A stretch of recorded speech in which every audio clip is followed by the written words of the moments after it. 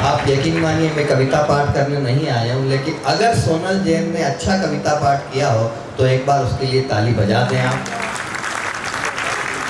कितनी हिम्मत वाली महिला है, अपने प्रेम प्रसंगों की कविताएं सुना रही थी और पतिदेव वीडियो बना रहे थे। इससे बड़ी हिम्मत वाली महिला और कोई होगी? मैं आपको प्रणाम करता हूँ। हालांकि वो प्रेम प्रसंग इन्हीं का था। अब ये जाएंगी क्योंकि इनको और कहीं जाना है। खैर, आपकी तालियां उनका पीछा करेगी रायपुर तक। किंतु इस कवि सम्मेलन में आज तो उनकी बुआ जी भी आई है। कहाँ है बुआ जी? बुआ जी, एक बार बुआ जी आप खड़े हो जाइए, आपके लिए तालियां बजेगी। बहुत बहुत बढ़िया बात है। इनकी बुआ जी आए तो मेरे भी साड़ू जी आए। कहाँ हैं आप? जरा खड़े हो जाइए। एम राव जी का ये रखो, ये मेरे इनके लिए बजा दीजिए। पता है साड़ू जी किसे कहते हैं? साड़ू किसे कहते हैं? एक कंपनी से ठगाए हुए दो ग्राहक। तो अद्भुत कवि सम्मेलन है। नारी शक्ति से बता दिया था। गुस्सा आना मर्द की निशानी है, लेकिन गुस्से को पी जाना शादीशुदा मर्द की निशानी है। विज्ञान ये कहता है पुरुष के शरीर में 1.5 लाख नसें होती है, लेकिन सिर्फ पत्नी जानती है कौन सी वाली कब दबानी। और पति का नाम शंकर हो, इससे कोई फर्क नहीं पड़ता। सूरत वालों ताली बजाना अगली पंक्ति में। पति का नाम शंकर हो, इससे कोई फर्क नहीं पड़ता। तांडव तो पत्नी ही करवाती। अच्छा, आपको हर विभाग में महिलाएं मिल जाएगी, बिजली विभाग, शिक्षा विभाग, हर विभाग में। लेकिन एक विभाग ऐसा है जिसमें महिलाएं नहीं होती है, अग्निशमन विभाग, फायर ब्रिगेड। क्योंकि महिलाओं का काम आग बुझाना नहीं है। लेकिन यही वो महिलाएं हैं जो पुरुषों के जीवन को स्वर्ग से सुंदर बनाती है। एक बार नारी शक्ति के लिए तालियां होनी चाहिए।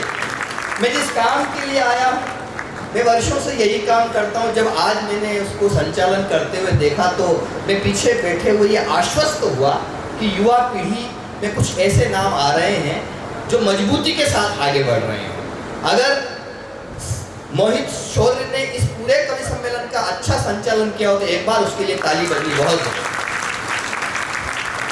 मैं तो एक बार एक कवि सम्मेलन का बुला रहा हूँ उसको, एक बार एक कवि सम्मेलन का संचालन कर रहा था। मुझे आयोजकों ने कहा आज एक संस्कृत का कवि भी कविता पाठ करेगा।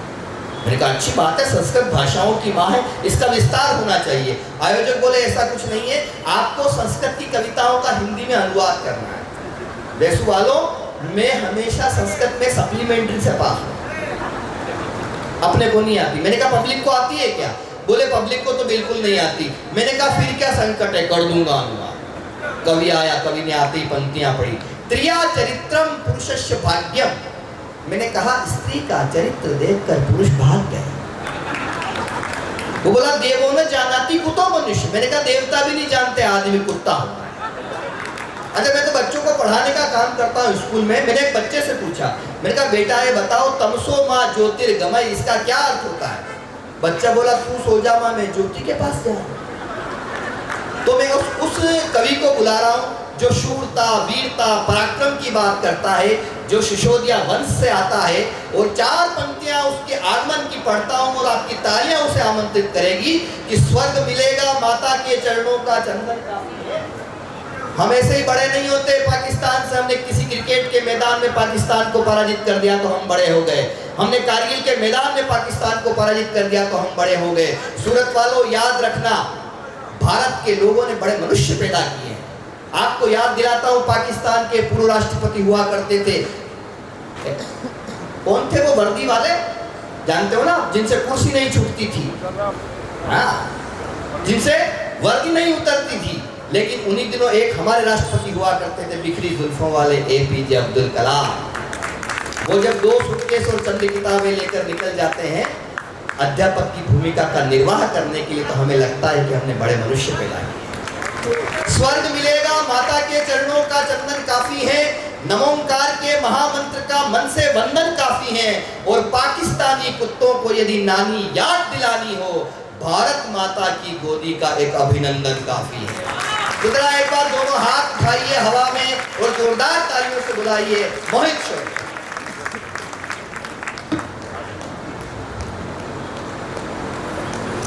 जीना सिखाते जो वही गीता सुनाता हूँ, भावों की मन में बह रही सरिता सुनाता हूँ। ये तालियों का शोर कहीं और देखूंगा, मंच बहुत समृद्ध है, कविता सुनाता हूँ। वाह, अपने क्या बात है, वाह। शब्दों की शक्ति के सामर्थ्य से सनातन समाज और साहित्य की साधना को सकारात्मक रूप से साकार करके सफलता के शीर्ष पर स्थापित कर देने वाले सरस्वती के सबसे सामर्थ्य बेटे आपके आंगन में आए हैं। मैं चाहता हूं कि एक बार जोरदार तालियां आप सभी भिखारी पुत्रों के लिए उठा दें। जो लोग इस कार्यक्रम की नींव में लगे हैं उनको बहुत प्रणाम करता हूं। आदरणीय बाका जी हैं, कृष्णलाल शर्मा जी हैं, राजेश भाई साहब बैठे, सभी को बहुत प्रणाम करता हूं। शानदार गीत सोनल ने पढ़े, बहुत अच्छा काव्य पाठ हीरा भाई ने किया, और हमारे मुकेश दत्तू तो वो तो है ही रॉक स्टार। मैं सभी को प्रणाम करता हूँ। भैया माइक आपका बहुत अच्छा है। बैठे हैं सचिन भाई, हमारे सचिन भाई हमारे सामने बैठे हैं, मैं आपको बहुत प्रणाम करता हूँ। भैया जल्दी जल्दी ले लो। हाँ बस अब ऐसे हट जाओ जैसे सत्ता से कांग्रेस हट गई। और भाई साहब साउंड वाले, माइक आपका बहुत अच्छा है। मैं पीछे हटूं, मेरी वॉइस होल्ड कर ले, मैक्सिमम कर देना, और उसके बाद आप भी बिल्कुल उंगली दूर कर लेना। बहुत प्रणाम करता हूं जो लोग। एक बात आपसे पहले कह दूं कि कभी कोई कलाकार नहीं होता। कलाकार बहुत हैं इस देश में, सिंगर्स हैं, डांसर्स हैं, एक्टर्स हैं, म्यूजिक आर्टिस्ट हैं, बहुत कलाकार हैं। कभी कलाकार नहीं होता, कभी विचार होता है। मैं भी कुछ विचार लेकर आपके आंगन में आया हूं। अगर आप लोग मेरे विचारों से सहमत ना हो तो यह आपका अधिकार है कि आप मेरा विरोध करें, लेकिन अगर आप लोग मेरे विचारों से सहमत हो तो फिर आपका समर्थन इतना जबरदस्त हो कि आपके समर्थन को देख करके इस देश में और 10 मोहित शौर्य खड़े हो जाएं और वो उलाला उलाला छोड़ करके मां भारती की वंदना करने लगे, इस राष्ट्र की आराधना करने लगे। ये आपकी जिम्मेदारी है। बहुत अच्छा। मैं अपने क्रम में हूं, बस 10 मिनट इस माइक पर हूं, उसके बाद आपके दिल में हूं। 5 मिनट मन सुनाऊंगा, 5 मिनट मिशन सुनाऊंगा। मैं कविता पढ़ूं उससे पहले एक छोटा सा आपसे निवेदन है कि मान स्वाभिमान का परिवेश रख कर बैठना, आशीष में देने को कुछ विशेष रख कर बैठना, सुनना ही है मुझको तो फिर अनुरोध केवल एक है, मन में मानवता व दिल में देश रख कर बैठना। मन में मानवता व दिल में देश रख कर बैठना। आएगा, सबसे पहले अपना परिचय आपके बीच में रखता हूं। कई दिनों की लगातार यात्राएं, बहुत सारी थकान, पिछले 10-12 दिन से 2 ही काम हम करते हैं। रात को मंच पर 2-3 बजे तक कविता पढ़ते हैं, उसके बाद सुबह किसी फ्लाइट या ट्रेन में बैठ करके अगले राज्य में चले जाते हैं, और अगले 10-20 दिन यही होना है। वाकई बहुत थके हुए, सारे कवि बहुत थके हुए हैं। फिर कह रहा हूं कि एक बार आपकी ऊर्जा पीछे से मिलेगी तो वो सुना करके जाऊंगा जो आप लोग सुनना चाहते हैं। नहीं, एडवांस पेमेंट नहीं, पहले सुन लो, पहले चेक करो माल ओरिजिनल है कि नहीं, उसके बाद बजाना। बहुत प्रणाम करता हूं सभी आयोजक मंडली को। आएगा, सबसे पहले अपना परिचय आपके बीच में रखता हूं। अगर आपको कहीं भी लगे कि मेरा परिचय आपका परिचय है, मेरी कविता आपकी कविता है, मेरे इमोशंस आपके इमोशंस हैं, तो दुगनी ऊर्जा से जुड़ना, कुछ अच्छा सुनाने का प्रयास करूंगा। मंच का विषय कि भले गिरता रहा लेकिन कभी रुकना नहीं सीखा। हाँ, सूरत वाले बाहर से आकर के लोग अपने दम पर खड़े होते हैं। 4 पंक्तियां आपके कलेजे को पढ़ दूं तो पहली 4 पंक्तियां सूचित कर देंगी कि मोहित शौर्य को कितनी देर इस माइक पर खड़े होना है। मेरा दीदी से निवेदन है, आप भी बैठ जाएं। हमारे दद्दू भी एक विशेष काम के लिए गए थे, वहां से आ गए हैं। आपका भी दद्दू बहुत स्वागत है। आइएगा, पहली 4 पंक्तियां पढ़ता हूं, सुनेगा कि भले गिरता रहा लेकिन कभी रुकना नहीं सीखा, खरीदी रोज खुददारी कभी बिकना नहीं सीखा, बड़े ही शौक से हमने कदम चूमे फकीरों के, बड़े ही शौक से हमने कदम चूमे फकीरों के, किसी राजा के आगे पर कभी झुकना नहीं सीखा। वाह वाह मोहित, बहुत अच्छे। किसी राजा के आगे पर कभी झुकना नहीं सीखा, जो सूर्य से टकराए वो किरदार बनना है। लोग पूछते हैं कि बनना, मैंने बहुत देर आपको हंसाया क्योंकि संचालक का काम होता है, लेकिन मैं अपने असली कैरेक्टर में हूं, इसलिए आपसे उम्मीद करता हूं कि आप लोग जुड़ेंगे। किसने पूछा कि बनना क्या चाहते हो, तो कल भी वही जवाब था और आज भी वही जवाब है, जो सूर्य से टकराए वो किरदार बनना है, जो सूर्य से टकराए वो किरदार बनना है, हर कामयाबी का हमें हकदार बनना है, इस देश की खातिर जो मरने से नहीं डरते, इस देश की खातिर जो लड़ने से नहीं डरते, उन बागियों के झुंड का सरदार बनना है, उन बागियों के झुंड का, उन बागियों के झुंड का सरदार बनना है। खुददार हर एक शख्स को अपना बना कर आ गया। 4 पंक्तियां अजात शत्रु भैया के चरणों में रखता हूं, सुनिएगा कि खुददार हर एक शख्स को अपना बना कर आ गया, वादे जो मिट्टी से किए सारे निभा कर आ गया, जिन महफिलों में इश्क का मतलब थी केवल लड़कियां, जिन महफिलों में इश्क का मतलब थी केवल लड़कियां, मैं वहां दुष्यंत की गजलें सुनाकर आ गया। मैं क्या वहां बात है, वाह मोहित, जिंदाबाद। मैं वहां दुष्यंत की गजलें सुनाकर आ गया। मातृशक्ति की बात हुई, मंच पर हमारी प्रिय बहन बैठी है, सामने मातृशक्ति बैठी है। नवरात्रि हम लोगों ने मनाई, कॉमनवेल्थ से लेकर के ओलंपिक तक, जब एक मेडल की तलाश में 150 करोड़ का देश टीवी के सामने बैठा और इस उम्मीद से बैठा कि एक मेडल अगर मिल जाए तो 150 करोड़ का देश सर उठा करके बोल सके, तो दोनों बार पहला मेडल बेटियों ने दिलाने का काम किया। मैं 4 पंक्तियों से आपके चरण छू लेना चाहता हूं, सुनिएगा। कि जो खुशबू प्यार की देते ये उन फूलों की डाली है, जो खुशबू प्यार की देते ये उन फूलों की डाली है, बनी परिवार की खातिर कभी दुर्गा व काली है। जहां बेटों ने घर की मर्यादा रख दी है ताक पर, वहां इन बेटियों ने बाप की पगड़ी संभाली है। जिंदाबाद, क्या बात है। वहां इन बेटियों ने बाप की पगड़ी संभाली है। दुनिया को नए भारत का यशगान सुनाया है हमने। बांका जी ने आते ही कहा कि मोहित शौर्य ऑपरेशन सिंदूर को समर्पित है ये कार्यक्रम। मैं 4 पंक्तियां पढ़ रहा हूं। नाम पूछ पूछ करके, धर्म पूछ पूछ करके गोलियां मारी गई सर। अब जितना मैक्सिमम हो सकता हो भैया बढ़ा लेना। नाम पूछ पूछ करके, धर्म पूछ पूछ करके गोलियां मारी गई। बहनों ने कहा कि जब पति को गोली मार दी तो हम जी करके क्या करेंगे, हमें भी गोली मार दो। तो कहा कि नहीं, तुम जाकर के मोदी को बताओ। उन्होंने बताया मोदी को जाकर के, मोदी ने सेना को बताया और उसके बाद सेना ने जब तुम्हें बताना शुरू किया तो 3 दिन से ज्यादा सुनने की तुम्हारी औकात नहीं बची। अमेरिका के सामने गिड़गड़ाए कि हिंदुस्तान से कहो ये टनों की मिसाइलें मारना बंद करे। 4 पंक्तियां आपके बेटे ने उस दिन लिखी। ऑपरेशन सिंदूर जब सेना के रणबांकुरों ने किया तो आपके बेटे ने जो कहा, बीकानेर की रैली में प्रधानमंत्री जी ने जिस पंक्ति को कोट किया, आपके आंगन से पढ़ता हूं और देखना चाहता हूं कि सूरत के दिलों में उन वर्दियों के लिए कितना सम्मान है, उन रणबांकुरों के लिए कितना सम्मान है। कि दुनिया को नए भारत का यशगान सुनाया है हमने, दुनिया को नए भारत का यशगान सुनाया है हमने। दुश्मन के घर में घुसकर ही जश्न मनाया है हमने। धर्म पूछकर बहनों का सिंदूर मिटाया था तुमने, धर्म पूछकर बहनों का सिंदूर मिटाया था तुमने। उसी मिटे सिंदूर को ही बारूद बनाया है उसी मिटे सिंदूर को ही बारूद बनाया है हमने। हर आतंकी ताकत पर भारत की खुददारी अड़ती है, इन आतंकी ताकत पर भारत की खुददारी अड़ती है। यहाँ व्योमिका और सोफिया जैसी नारी लड़ती है। पहलगाम का बदला लेकर दुनिया को ये बता दिया, पहलगाम का बदला लेकर दुश्मन को ये बता दिया, चुटकी भर सिंदूर की कीमत कितनी भारी पड़ती है। चुटकी भर सिंदूर की कीमत कितनी भारी पड़ती है। और एक बात और कह रहा हूं कि प्यार मोहब्बत की कोई सौगात नहीं पूछी। राजेश जी, अगर पहलगाम हमले को टीवी साहब ने देखा और उससे कुछ नहीं सीखा तो माफ करिएगा, कुछ भी हो सकता है, इंसान तो नहीं हो सकते। 4 पंक्तियां सुन लेना। प्यार मोहब्बत की कोई सौगात नहीं पूछी, बस धर्म ही पूछा था कोई और बात नहीं पूछी। जात पात के नाम पे हर दिन लड़ने वालों याद रहे, गोली मारते वक्त उन्होंने जात नहीं पूछी। तालियां कमजोर है, माफ करना सर। गोली मारते वक्त उन्होंने जात नहीं पूछी। दुनिया से जो भीख लिया वो कर्जा ना चुकवा पाए। एक ही धमकी बार-बार हम परमाणु बम मार देंगे, हर बात पे हम परमाणु बम मार देंगे। एक दिन मैंने गूगल पे इनकी मिसाइलों की रेंज चेक की सर। कई मिसाइलें तो ऐसी रख के बैठा है जिनकी रेंज 230 किलोमीटर है। मुझे डर है लाहौर में बैठ के कराची न उड़ा ले किसी दिन। और एक ही बात, हम परमाणु बम मार देंगे। साहब आपके सामने आपका बेटा खड़ा है, मैंने पहला जवाब पढ़ा लिखा हुआ दे दिया तो सूचित करना। मैंने कहा चलो मान लिया कि तुम परमाणु बम मार दोगे, लेकिन जितना परमाणु बम मार के तुम हिंदुस्तान का नुकसान करोगे, उतना नुकसान तो बारिश के 1 महीने में हमारा उत्तराखंड और हमारा हिमाचल प्रदेश अकेले झेलता है, उसके बाद भी खड़ा होता है। उस मलबे से निकलता है, अपने घर को खड़ा करता है, अपने आप को खड़ा करता है, अपने परिवार को खड़ा करता है, अपने व्यापार को खड़ा करता है और हिमालय की चोटी पर तिरंगा हाथ में लेकर के एक ही बात बोलता है, भारत माता की। क्या झुकाओगे?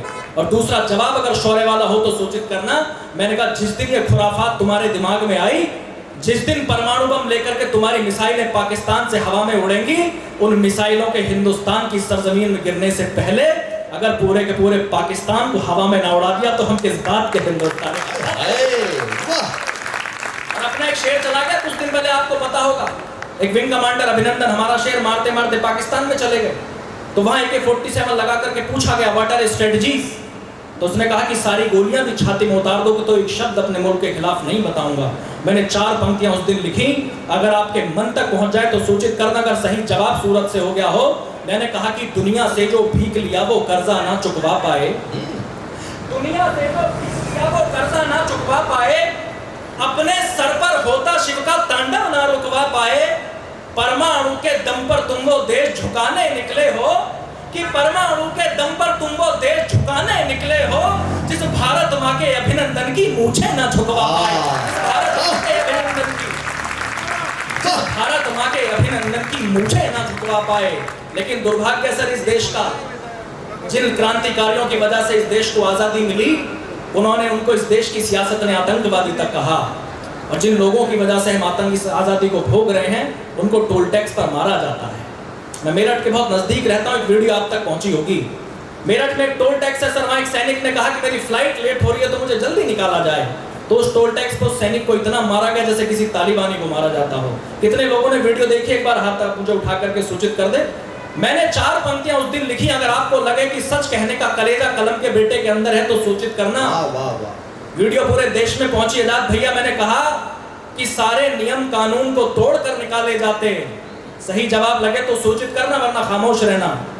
सारे नियम कानून को तोड़ कर निकाले जाते, जाम होता तो रास्ता मोड़ कर निकाले जाते, वो देश का फौजी था सो पीटा गया, नेताजी होते तो हाथ जोड़ कर निकाले जाते।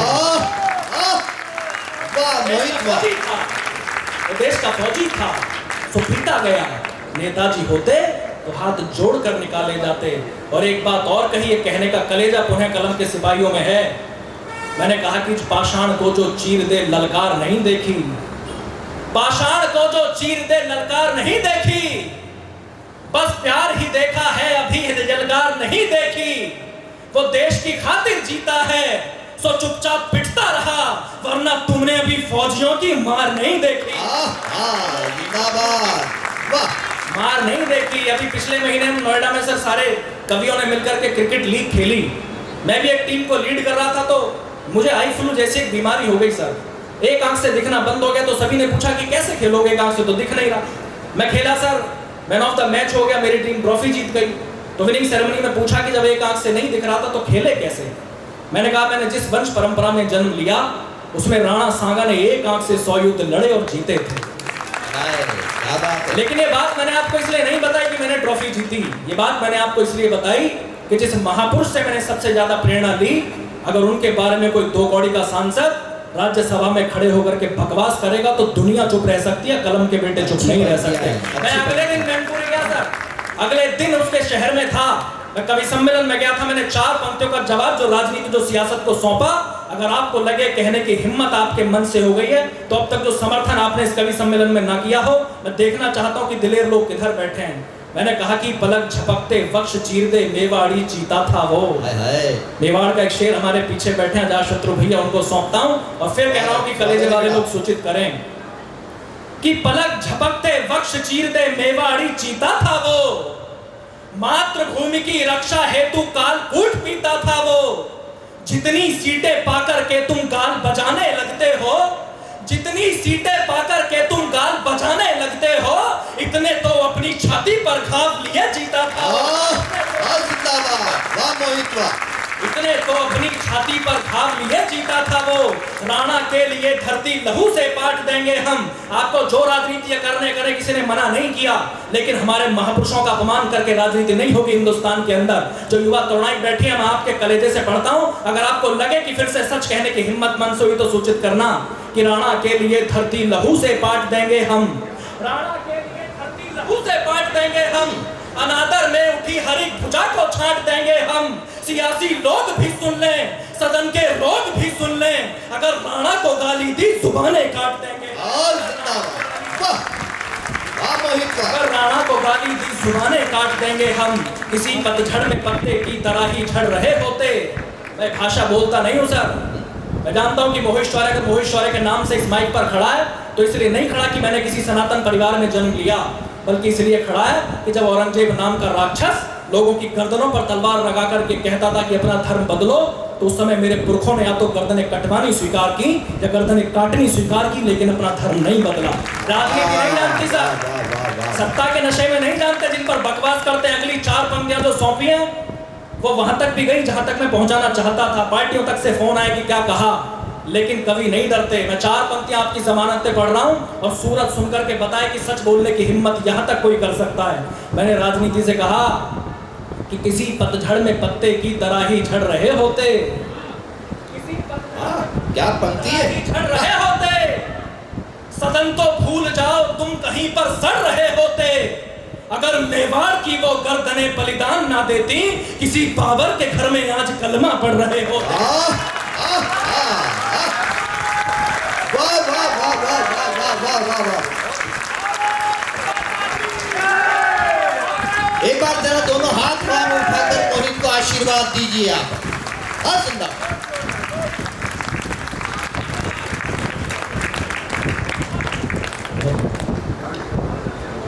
इसके मन में जो आएगा वो कुछ भी कहेगा। राजनीति तय नहीं करेगी कि महापुरुषों का बलिदान क्या है। अगर मेवाड़ की वो गर्दनें बलिदान ना देती, किसी बाबर के घर में आज कलमा पढ़ रहे होते हैं। जिस पर सदियां नाज करेंगी वो अद्भुत किरदार हो तुम। लंबा नहीं पढ़ना चाहता, अरुण जेमिनी जी को सुनना है। मोटिवेशनल का कवि हूँ सर, मोटिवेशनल कविताएं लिखता हूँ।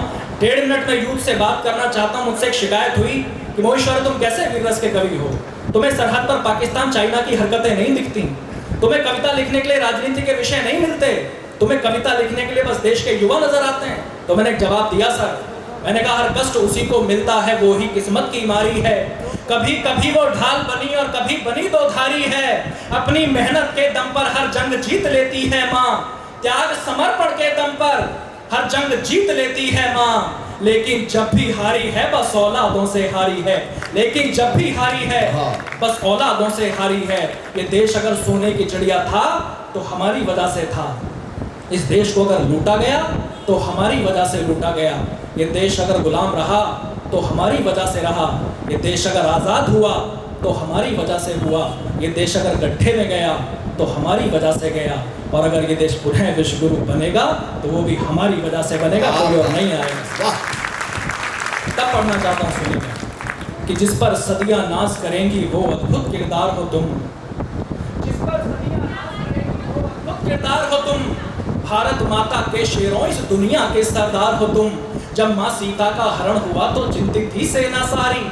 जब माँ सीता का हरण हुआ तो चिंतित थी सेना सारी। बजरंग बली की ओर सभी ने देखा फिर बारी बारी। सब हाथ जोड़कर बोले हनुमत अब तुम नभ में उड़ जाओ। विकराल समंदर लांघो माँ सीता को लेकर के आओ। आदेश मिला सेना का तो हनुमत ने नैन अधिक खोले। होकर के शंकित और चकित बजरंग बली कुछ यूं बोले, मैं राम भक्त हूँ रणभूमि से मुड़ना नहीं जानता हूँ। मैं राम भक्त हूँ रणभूमि से मुड़ना नहीं जानता हूँ। पर सागर कैसे पार करूँ मैं उड़ना नहीं जानता हूँ। पर सागर कैसे पार करूँ मैं उड़ना नहीं जानता हूँ। सुनकर जवाब ये हनुमत का अंबर संग धरती डोल उठी। सुनकर जवाब ये हनुमत का अंबर संग धरती डोल उठी। फिर तान के सीना गर्वित स्वर में वानर सेना बोल उठी। हे शंकर सुवन केसरी नंदन ब्रह्मचारी है महाबली। हे रामदूत संकट मोचन है पंचमुखी बजरंग बली। हे वानर यूथपति महकाए दीन बंधवे महावीर। राघव पर मर मिटने वाले है वज्रकाय है शूरधीर। दुष्टों के प्राणों के हरता मानव रक्षा के अमर सूत्र। मुख में दिनकर रखने वाले है कपि श्रेष्ठ है पवन पुत्र। हर दल को बल देते हो खुद दुविधा में झूल गए हो। हर दल को बल देते हो खुद दुविधा में झूल गए हो। उड़ना तो जानते हो हनुमान बस उड़ना भूल गए हो। क्या बात है। हे शंकर सुवन केसरी नंदन ब्रह्मचारी हे महाबली। हे राम बहुत अच्छे बहुत अच्छे। हे वानर यूथपति महकाए दीन बंधवे महावीर। राघव पर मर मिटने वाले है वज्रकाय है शूरधीर। दुष्टों के प्राणों के हरता मानव रक्षा के अमर सूत्र। मुख में दिनकर रखने वाले है कपि श्रेष्ठ है पवन पुत्र। हर दल को बल देते हो खुद दुविधा में झूल गए हो। उड़ना तो जानते हो हनुमान बस उड़ना भूल गए हो। हम यहीं बैठ कर के सारा इतिहास सुनाएंगे तुमको। हम यहीं बैठ कर के सारा इतिहास सुनाएंगे तुमको। कितना ऊंचा उड़ सकते हो अब याद दिलाएंगे तुमको। तो आज शौर्य भी इसी जगह बस यही करने आया है। तुम भी ऊंचा उड़ सकते हो विश्वास दिलाने आया है। जिस पर सदियां नाश करेंगी वो अद्भुत किरदार हो तुम। भारत माता के शेरों, इस दुनिया के सरदार हो तुम। भारत माता के शेरों, इस दुनिया के सरदार हो तुम।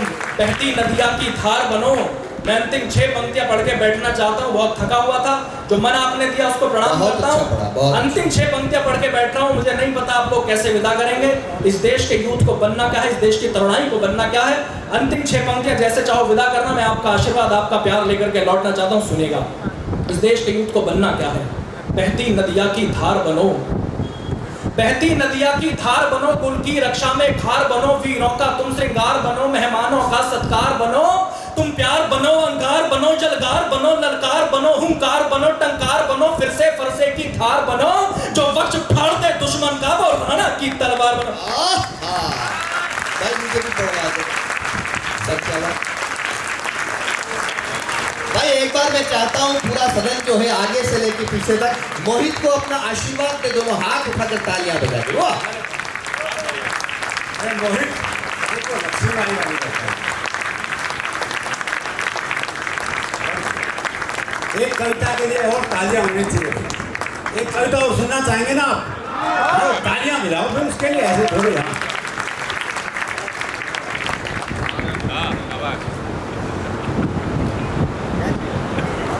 अभी 2 दिन पहले हम दुर्ग में थे, तो मैंने वो कविता सुनाई, दद्दू को अच्छी लगी और अरुण जैमिनी दद्दू ने पढ़ने के लिए कहा है।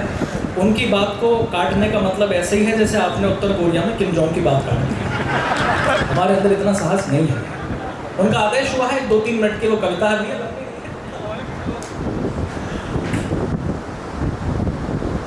कविता का आदेश हुआ है, मेरा भाई साहब से निवेदन है प्रणाम करता हूँ। एक कविता का पीछे से आदेश हुआ है और जब अरुण दद्दू ने किसी कविता पे मोहर लगाई है तो निश्चित रूप से आप लोगों से मन से सुनेंगे। आपसे निवेदन है कोई उठे ना। 2-2.5 मिनट की कविता है।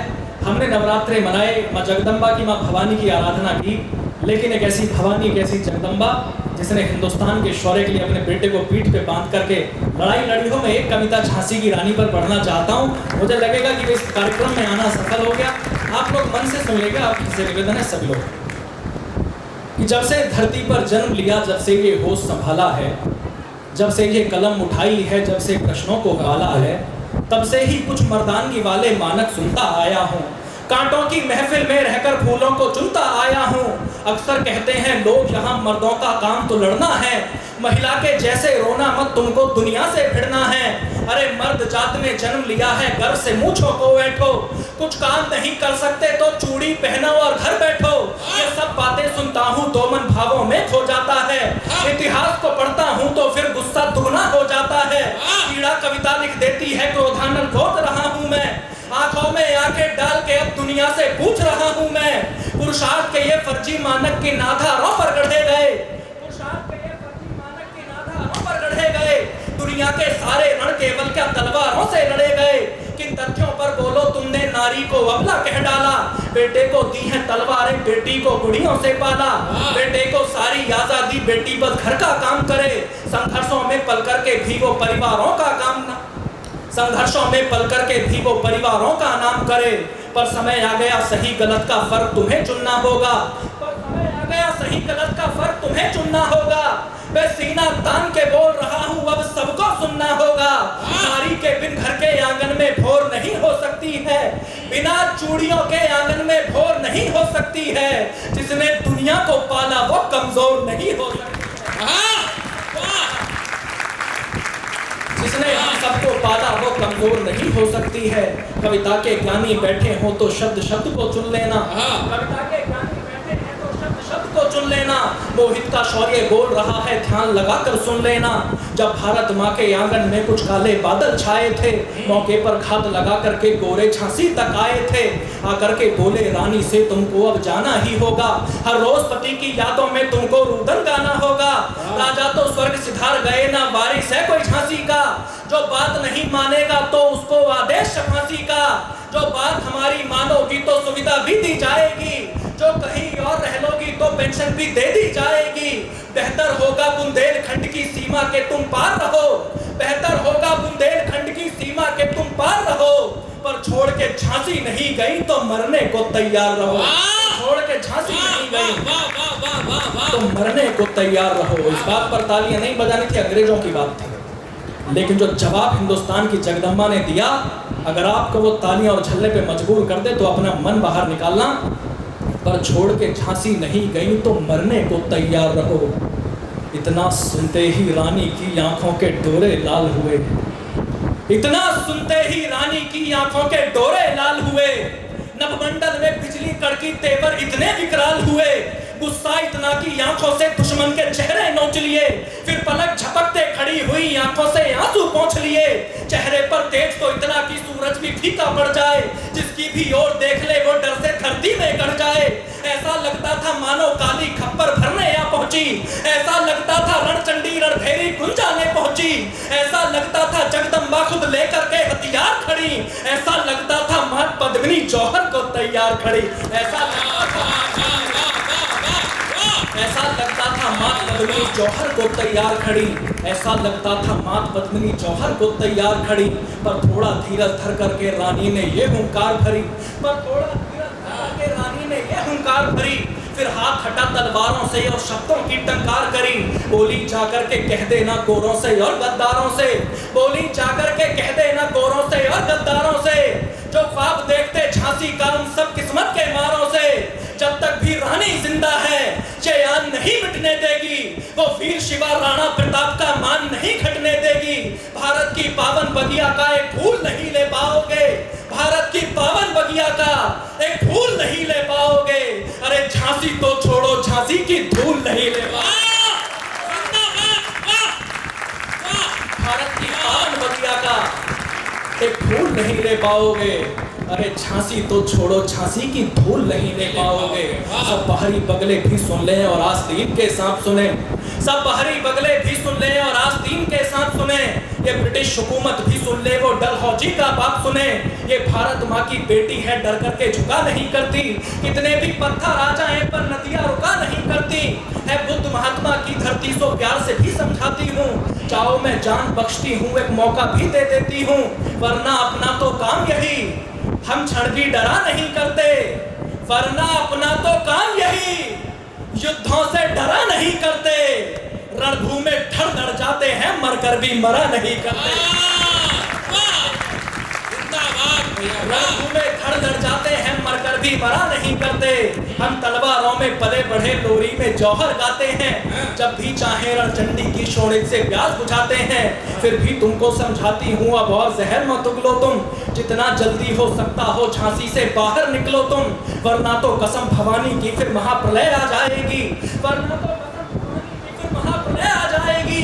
रण में तलवारें नाचेंगी, घनघोर खटक छा जाएगी, गोरी सत्ता की दस्तारें ठोकर पे उछाली जाएंगी, गोरी सत्ता की दस्तारें ठोकर पे उछाली जाएंगी। झांसी की ओर तकेंगी वो आंखें निकाल ली जाएंगी, झांसी की ओर तकेंगी जो आंखें निकाल दी जाएंगी।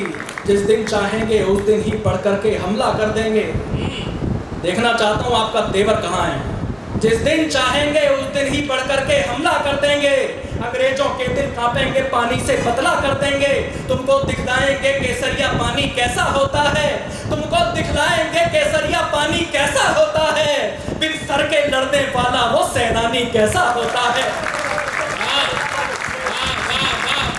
करके लड़ने वाला वो सेनानी कैसा होता है। दिखलाएंगे तुमको कैसे घोड़े हाथी पर चढ़ते हैं, दिखलाएंगे तुमको केसरिया पानी कैसा होता है।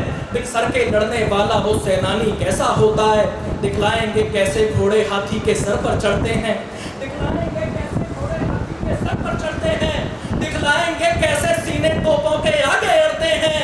दिखलाएंगे तुमको झांसी की रानी कैसे बढ़ती है। और अगली पंक्ति पर यहाँ विस्फोट नहीं हुआ तो मेरे आने का कोई मकसद नहीं होगा सर। मैं हिंदुस्तान का सबसे बड़ा पौरुष पढ़ रहा हूँ, सुनिएगा।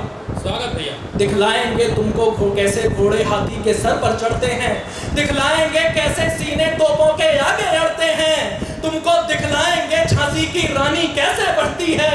तुमको दिखलाएंगे झांसी की रानी कैसे बढ़ती है। मर्दों की छाती पर चढ़कर मर्दानी कैसे लड़ती है। छाती पर चढ़कर मर्दानी कैसे लड़ती है। तुम क्या समझोगे बुंदेली मिट्टी के इन खुददारों को। अगली पंक्ति छोटी सी है लेकिन आपके कलेजे में तक उतरे तो सूचित करना। तुम क्या समझोगे बुंदेली मिट्टी के इन खुददारों को। तुम क्या समझोगे भारत की मिट्टी के इन खुददारों को, मूंछों की धारों पर भारी न चूड़ी की टंकारों को, भारी मूंछों की धारों पर भारी न चूड़ी की हुंकारों को। अब राजा नहीं रहे हैं तो मत समझो ये लावारिस है। बड़ी कविता है, अंतिम 6 पंक्तियां पढ़ के बैठ रहा हूं। इस देश का बलिदान क्या है, इस देश का पौरुष क्या है, विदा करना सुनेगा। अब राजा नहीं रहे हैं तो मत समझो ये लावारिस है। अब राजा नहीं रहे हैं तो मत समझो ये लावारिस है। भारत का हर बच्चा बच्चा ही इस गद्दी का वारिस है। ये धरती मेरी माँ है, मैं इस मिट्टी में मिल जाऊंगी। मर भी जाऊं तो क्या होगा, पुष्पित होकर खिल जाऊंगी। इस धरती की खातिर मैं अपना सब कुछ अर्पण कर दूंगी। इसकी रक्षा में लड़ करके सांसों का तर्पण कर दूंगी। बुंदेलखंड की ये धरती शत्रु से यगवा ना होगी। बुंदेलखंड की ये धरती शत्रु से यगवा ना होगी। ये रानी चाहे विधवा हो पर झांसी विधवा ना होगी।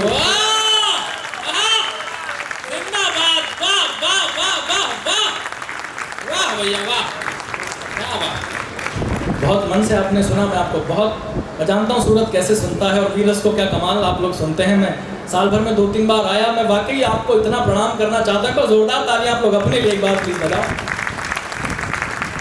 आइएगा बंधु, एक ऐसे कवि को बुलाता हूँ। अभी आपने सुतली बम देखा मेवाड़ का, अब आपको मेवाड़ का परमाणु दिखाना चाहता हूँ। एक ऐसा कवि, एक ऐसा संचालक जिनको बड़ा वर्सटाइल पर्सनैलिटी मैं बोलता हूँ। वो संचालन करते हैं तो लगता है कि क्या अद्भुत संचालन कर रहे हैं। वो जब गीत पढ़ते हैं तो लगता है कि कितना मधुर गीत पढ़ते हैं। वो हास्य करते हैं तो लगता है कि क्या कमाल का हास्य करते हैं। लेकिन जब वो देशभक्ति पढ़ते हैं, ओज पढ़ते हैं, तो लगता है कि मेवाड़ के खून में, वो उस मिट्टी में खुददारी तो जिंदा है जो कई वर्षों पहले महाराणा प्रताप के अंदर थी। महाराणा प्रताप की मिट्टी की उस खुशबू को लेकर के, उस गंध को अपने हृदय में समाहित करके, एक ऐसा रचनाकार जिसने 25-30 वर्षों में ना सिर्फ हिंदुस्तान में बल्कि सरहद पार जाकर के मां भारती का ध्वज लहराया, जिसने हिंदी के साहित्य की पताका को लहराया। मेरे बहुत प्रिय मन के कवि राय अजातशत्रु जी इस मंच पर हैं। कहीं डॉक्टर अर्जुन सिसोदिया जी ने लिखा कि युद्ध नहीं जिनके जीवन में, वो भी बड़े अभागे होंगे। 2 पंक्तियां उनको माइक पर आमंत्रित करेंगी। मेवाड़ की परंपरा जो युद्ध में लड़ने और मरने की रही। सिसोदिया जी ने लिखा कि युद्ध नहीं जिनके जीवन में, वो भी बड़े अभागे होंगे। या तो प्रण को तोड़ा होगा या फिर रण से भागे होंगे। रण में लड़ने की जो परंपरा है, अजातशत्रु भैया एक बार यहाँ से वहां तक एक शख्स जोरदार तालियां बजा करके उनको आमंत्रित करें। अजातशत्रु भैया आए और अपनी कविताओं से आपके दिलों पर छाएं।